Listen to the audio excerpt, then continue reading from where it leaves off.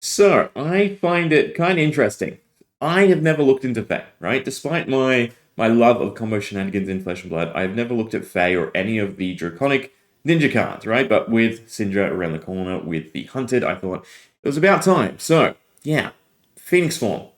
Quite the good draw card in Draconic Ninja. I do also like that almost every ninja has their own specialized draw, although Phoenix Form might see playing Syndra, so Benji, Spring Tiding, Ira has Whirling Mist Blossom.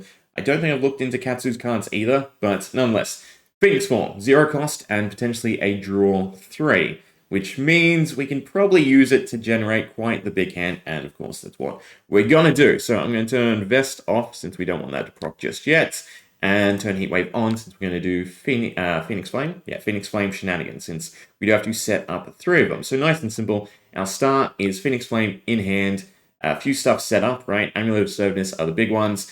The other stuff is more just to show off some flavorful interactions, well, my CNG potion. But we can do Rise from the Ashes to get back our Phoenix Flames. And the whole idea here would be to essentially bait your opponent into blocking, reducing their hand and increasing the likelihood that your Phoenix forms get across and we get our maximum draw from it. But we can do Heat Wave, right? And then we can go into a nice 10 attack Phoenix Flame, right? So if that doesn't pull at least a couple cards from your opponent's hand, I don't know what will, right? So play that, let it resolve, and then we can go into the second one, and then the third one, and then that's set up for our Phoenix form. So the rate we're going with is, I think, +1 card in general, minus, or add a few extra ones here or there, right? So we have 9 draw in total with our Phoenix forms.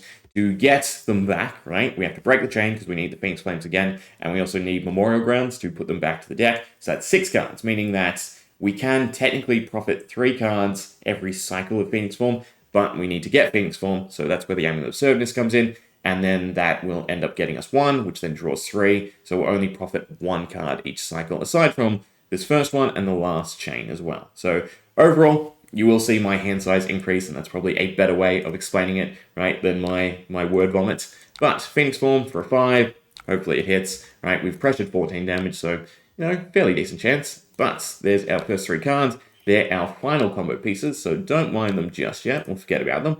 But we'll continue to draw with the Phoenix Forms. There's our Rise from the Ashes to get our Phoenix Flames back. And then this should get us our Memorial Grounds to cycle Phoenix Form back.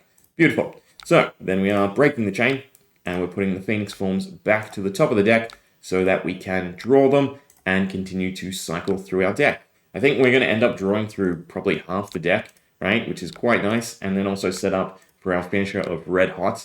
Also going to hit a decent chunk of cards because we should also be able to set up a nice lengthy chain, but we'll get our Phoenix Flames back in hand, and again, buff the initial one, although you could spread out the damage at this point as well, and you could spread out the damage in the initial one, right? No, disregard that, because you'd be playing an action, so you'd break the chain, and your Phoenix Flames would not count towards Phoenix Form. There is way too much Phoenix. I'm just going to say Form and Flame, right? Alright, so play a Flame, and since we have more than 4 cards in hand, we can do our Amulet of Assertiveness, which will then hit a Form, and then of course we now have our Draw Engine. So we just play all the Flames, right? So set up the 3, do a little bit extra damage, and I actually think the setup for this combo might end up doing more damage than the combo itself. I'll be kind of curious. But here's the first form, which draws 3 cards, so 2 more forms and 1 extra card, which will be our combo piece, right? And then we go back into the draw engine. So the next form will hit our Rise from the Ashes or our Phoenix Flame recycling, right? And then the next one will hit our Memorial Grounds to cycle back the forms in themselves. So there we go, and pass. So once again, we break the chain, and we go Memorial Ground, hit the forms, nice and simple. You can technically, right, throw all 3 down, select all 3. On Talishare, it's a bit buggy, to say the least, because when you select from your graveyard, right, it always prioritizes the top card, which means every time you click on one, if I were to, fill the stack with Memorial Grounds, it would select the same form over and over again, meaning that 2 of the Memorial Grounds wouldn't actually hit. A little bit of a tidbit, right, for how Talishare works. But then we can do our blue Rise from the Ashes, which will be our last set of Rise from the Ashes, but that's fine, because we still have Phase ability, and we still have some other flame recycling cards, right? There's quite a few, which makes it quite nice, right? And then, like usual, we do a Phoenix Flame, And that sets up our Amulet of Assertiveness, which then sets up our form. Beautiful. And we're slowly and steadily increasing our hand size, right? Which will be nice. Although for the final combo, we basically get a +9 to hand, right? Because all the Phoenix forms will be drawing into all the cards for our actual combo, right? So yeah, we've definitely pushed a decent amount of damage. Again, I'd love to be able to see it. I don't know why they made this change, right? Where it doesn't actually track how much damage you're doing to the practice dummy, but it still shows on the concede screen.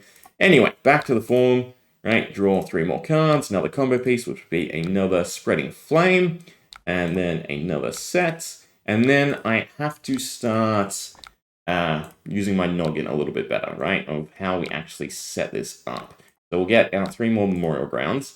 But we do want, this is our final chain, basically, right? So after I play the Memorial Grounds, after I break the chain, the order we play cards, I want to make the most efficient, but being me, I probably won't, right? Especially with Spreading Flame. So Draconic attacks you control have +1 while their base is less than the number of Draconic chain links. But then we also need the Take the Tempo to pitch the Blood of the Drakkar to then go into the Spreading Flames, and that will banish a card, and we'll also get the draw off the Ancestral Empowerment, right? Which they should hit Phoenix Forms, so we should be fine. Do another Memorial Ground, but we do have to get the chain links correct, right? So we need 3 hits for Take the Tempo, and then I guess we want 3 Draconic chain links for Spreading Flame, right? So that it buffs itself. So I guess nice and simple, I'm just going to go Inflame, right? Let that hit, recycle Phoenix Flame, do 1 more Inflame, beautiful, and then we can also do Phase Ability for the 3rd, and then I'm not going to worry about trying to squeeze the slight extra value out of the Spreading Flames, right? So we'll just do Phase for the 3rd. Cool, no we won't, because we need another chain link. See, it's where my noggin starts to hurt, right? Phoenix Flame, then we can do Phase for free. Yeah, beautiful. Right, into a Phoenix Flame, into another Phoenix Flame. So these could have been doing an extra 3 damage, but oh well, right? Phoenix Flame, and then we can go turn the vest back on, right? Because we'll be fine here. We go Take the Tempo. We pitch the Blood of the Drakkar. We pass. We are on the reaction step, right? So we have Talisman of Featherfoot. So we want to go Amulet of Assertiveness. That'll get us 1 Phoenix Form. Beautiful. Right? Nope. 1 pass too many. The Amulet of Assertiveness. Let that resolve. Yeah. Then we go Ancestral Empowerment, which will trigger the... Okay, no. It should trigger the Featherfoot, right? So when attack you control gains exactly +1 from effect during the reaction step, destroy this, and your attack gains go again, which it did not. All right. I would highly assume that's because no one ever uses the card, right? Which does make sense. It is not a great card. If it was blue, maybe. It works well with Ancestral Empowerment, right? Because you get 1 extra card. You get to then give something that doesn't have go again, and the requirement is just +1, which works really well with Ninja. But I think it's the fact that it's a trigger rather than you being able to play it, right? It's not an instant proc. If it was an instant proc and you could time it to your liking, and you could also stack throughout, it would be much better. But yeah, I'll give myself the action point, and we won't worry about it, right? So pretend it has go again, pretend the Talisman of Featherfoot has disappeared. But there we go. So we get the vest, we get 2 resources, beautiful. And then we get another Phoenix Form thanks to Take the Tempo. Right, Phoenix Form was banished, beautiful. So now we have all 3 Phoenix Forms, and we have our Spreading Flames, and we have our Blood of Drakkar. So we can go Spreading Flame, right, which will be free, beautiful, into another Spreading Flame, which will then continue to buff itself. So these will start to ramp up damage. This one should be doing 5, and then the next one should be doing 6, beautiful. And we played out our 3 flames, so I can now do our Phoenix Form, get our 3 more cards. It's also doing 8 damage, which is sizable, right? Into another Phoenix Form, pass, into another Phoenix Form, and now I have to work out the discounts, right? Because there are quite a few ways to discount cards as the Draconic, right? Especially with the new Art of the Dragon Blood. Okay, so we have a -1 through Rising Resentment, and we have a -3 technically, right, through Art of the Blood Dragon. So what we want to do is... What is this? I feel like I have 1 extra card than what I mathed out. That's fine. Okay, so Soaring Strike needs a -1. Rising Resentment does not need a -1, but that's a banish. Okay, so we go... I think I understand. We go Rising Resentment, pass. That will allow us to get rid of 1 Red Hot. right? Which will now have a -1 to it. Since we have a ton of chain links, it doesn't matter, right? Then we can go brand. That will make our blood of our art of the dragon blood, right? Yeah, very long wording on all of them. So this is now draconic, right? Except it's not.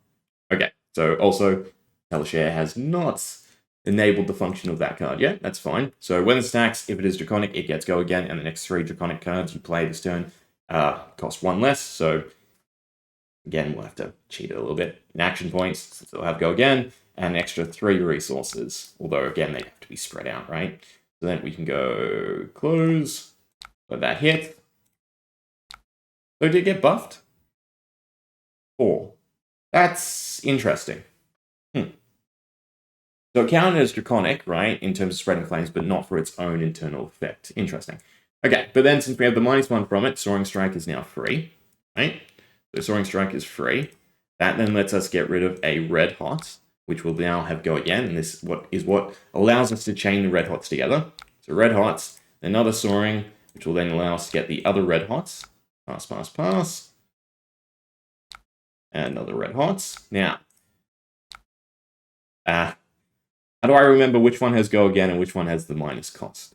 So one of these is -1, right? Plus the minus from the, what was it? Oh, right, it's not shown.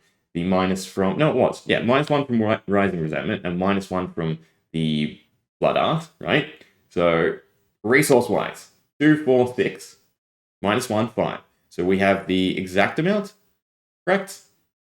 No, we have 1 resource extra. Either way, I'm going to go Energy Pots, and I'm just going to Searing Emberblade for the extra chain link, because why not, right? Would we have enough resources to play Engulfing Flame Wave? Because this is just there, and it's teasing me, right? God. 2, 2, 0, 4, 5. We'll see. If it's not, I'll finagle it, right? And that gets us another 0. And then we go Red Hots, which did only cost 1. Beautiful. Although I don't know which. I think that's one that does not have go again, right? Because it's not showing go again. We do damage the practice dummy. Does it have go? It doesn't have go again. Does this one have go again? That one has go again, and that one cost us how much? That cost us 2. So this one also cost us 2. So we're 1 resource short. We want to see the full damage, right? So imagine I had another energy pot, right? This got very complex very quickly. But there's the other Red Hot for 21. And then finally, the last Red Hot, which also requires 1 resource. No, that's, yes, only 1. Right, but I had an extra anti-pop, right, is what we're going with. Ooh, that was manual targeting, not manual mode. Yeah, okay. Or I could have just pitched the extra card I drew. But we got 2 extra chain links out of it, so yeah. Alright. How much damage did we end up doing in that whole cluster? This 268, right? And I think the Red Hots were like 60 damage, so definitely the majority of the damage came from setting things up, but not too bad. 33 damage per card, offensive card, yeah. Yeah. We like draw, right? And, God. Obviously, it's still contestable because it's on hit, right? You have to get the 3 Phoenix Flames off, which is already hard enough, and then you have to actually land the Phoenix form.